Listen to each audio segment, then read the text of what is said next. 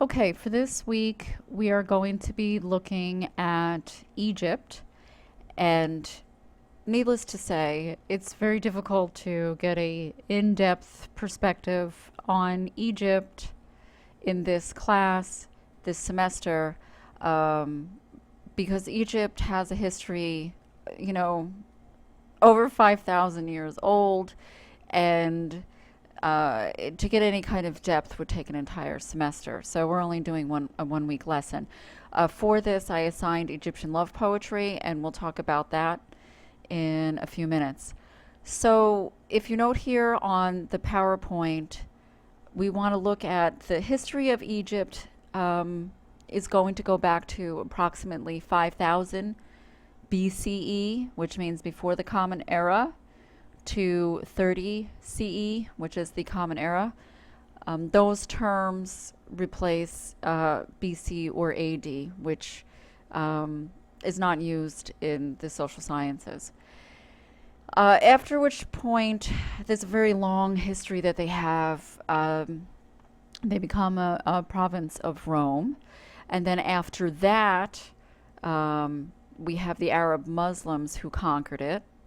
And we can still see that kind of history alive to today, where we see a Islamic society, but there's still a small section of Coptic Christians within it. So we can see the modern effects of these conquerings. What do we get from Egypt? We get the 365-day calendar. We get geometry, astronomy, and then the big one is papyrus, which of course starts spreading the ability to write a lot easier than the clay tablets that used to be around, right? And another area is, I think, one thing that we always associate with ancient Egypt is its mummies, its pyramids, and the sideways people, the hieroglyphics that we see, right? They're always sideways. Um, where does this come from? So it's kind of like a death culture to an extent. They really cared about death.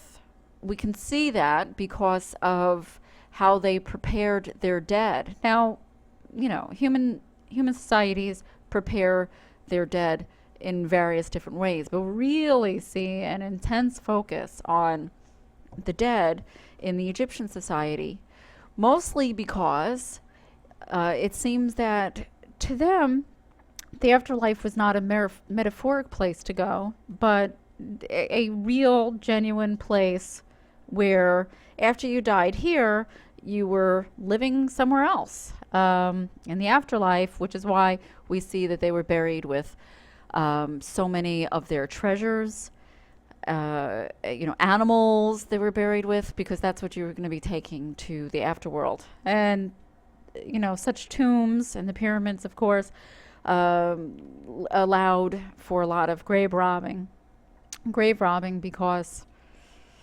there was a lot of wealth that was buried with people.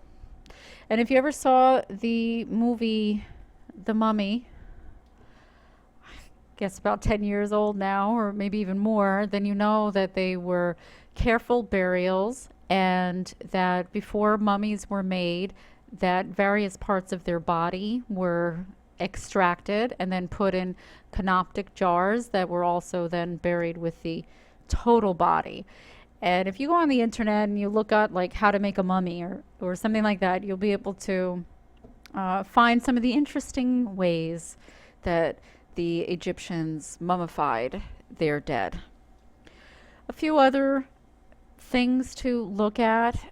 This entire area of the world is related to the Semites, and regardless of all of the conflicts that we have in the modern times, the people are genetically related, and you can see that in their languages. The Egyptian language is a Semitic language, which of course is also related to Arabic and Hebrew. Another interesting thing about the Egyptian culture is that they did not leave a central text. There's many writings, and there is many myths about their various gods and goddesses, but there is no one central text everybody goes to say, oh, when we talk about ancient Egypt, this is the text that we go to. When we talk about ancient Sumeria, we go to Gilgamesh. If you talk about ancient Greece, you're going to go to the Odyssey, right? So we don't see that in Egypt. It's just kind of like a casual recognition of this. I don't think it has any kind of import in and of itself.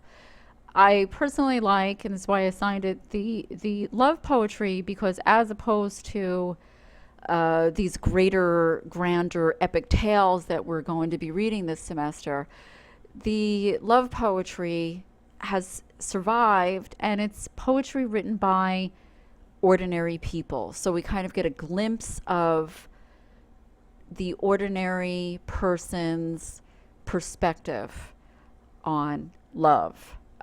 So I find it interesting.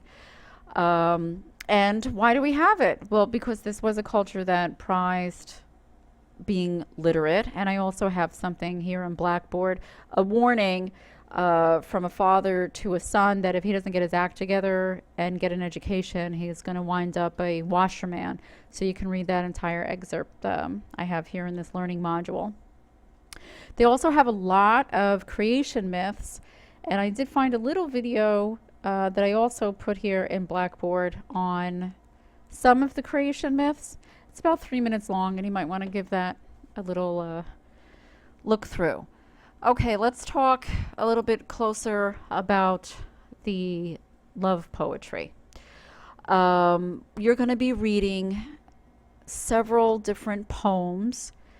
They're kind of in a modern voice. I took these love poems after I got it from a modern translation. There are a few archaic terms, but nothing spectacular that you would have a problem with understanding the reading. And I think you're going to find them somewhat modern in their sensibilities. Let's look a little bit closer at what I have here. You will see that usually the person who is writing the love poetry is coming from the weaker point of view, male or female. They're the ones who are lovelorn, and they are professing their love to someone that is unrequited for the most part, right? You will also see, their need for a social standing. And I think, again, this is kind of a modern, this is something that in a modern world we can also understand, because we see that also. We look for a higher social standing. Sometimes we have this need or desire or this love for somebody who doesn't even know that we're alive, things like that. You'll see that the poetry writer is talking about their loved one as somebody who is, elevated, which is something also that we do, at least in the beginning of our romances. Then everybody becomes human after you get to know them for a while, right? We also see what is going to be desired in this kind of society. Clean and healthy bodies. Well, who doesn't want that? Food and wine, garments, jewelry, etc. All of those things that mean, you've made it. You've made it in life. Nothing has changed from the Egyptian time period. Also, you'll see these contradictions, exaggerations, the hyperbolic language, being intoxicated, the pain of separation, the pleasure of trying to attain somebody that you want. the animal impulse versus the constraints of society. And we still have that also.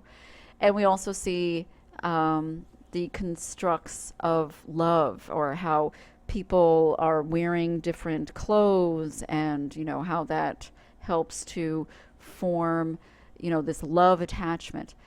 Um, as you read through the poems, as I started to say at the beginning, you will see that while there are some things that are obviously archaic, they're written thousands of years ago, you will be able to make connections to, how we feel today.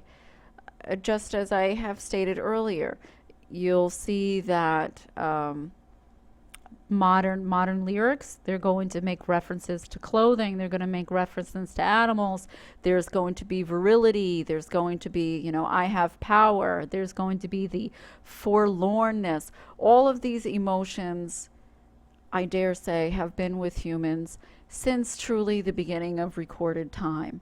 And we can see that through the love poetry.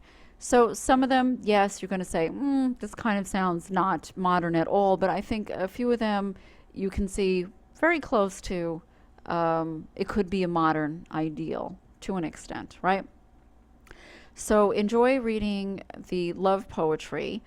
We usually don't, in the ancient world, get any kind of writings from everyday people, which is different from what we have today, especially, of course, with the explosion of the internet and blogs, etc. We get everybody's writing all the time, but not so in the ancient world. You would just have people, great scribes, and they would be writing down and telling stories of the great heroes and the great kings.